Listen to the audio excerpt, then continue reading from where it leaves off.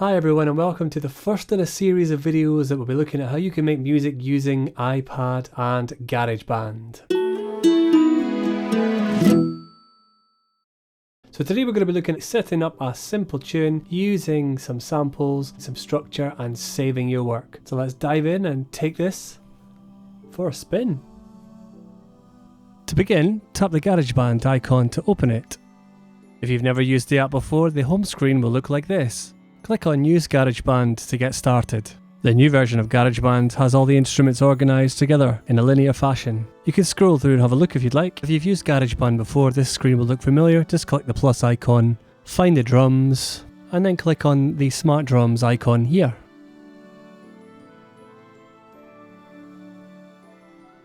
Here we've got the Smart Drums. As you can see, lower down they are, the quieter the sound, and as I move up, the louder it gets. Further to the left, the pattern gets simpler, and further to the right, the pattern gets more complicated. Have a play around, or have a look at mine to see how I do it.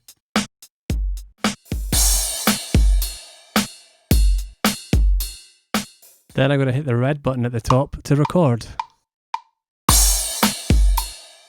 Let's cycle the recording for 8 bars. You'll see at the top of the screen, there's a red bar that progresses to the right.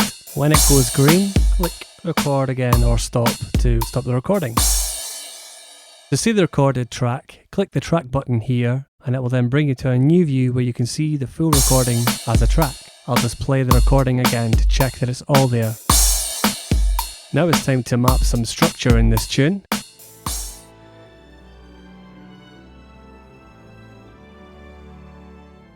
To do that, click the plus icon at the top right of the screen and then click Add to add in extra sections. See Section A, Section B and Section C as well as D, all 8 bars long, totaling up to 32 bars.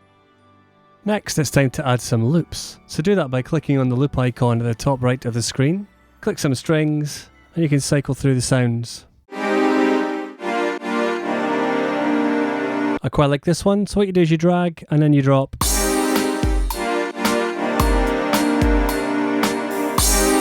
And you can change the length of the loop by dragging the end on the right hand side to the desired length.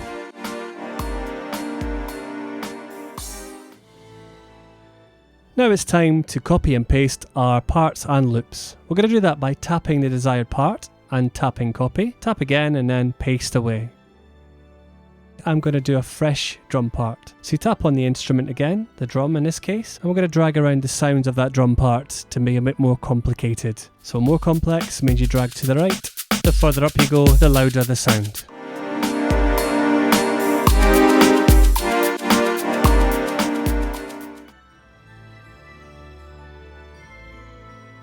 When it's time to save your song, tap on My Songs on the left hand side of the screen. It'll then take you out to the song selection page where you can rename your music something really original like tutorial. Be sure to hit up the top right of the video now because I'll be doing tutorials on this and a whole host of other aspects of Garageband for iPad. Thank you very much for watching, thank you very much for listening, then do join me for another Garageband for iPad tutorial video.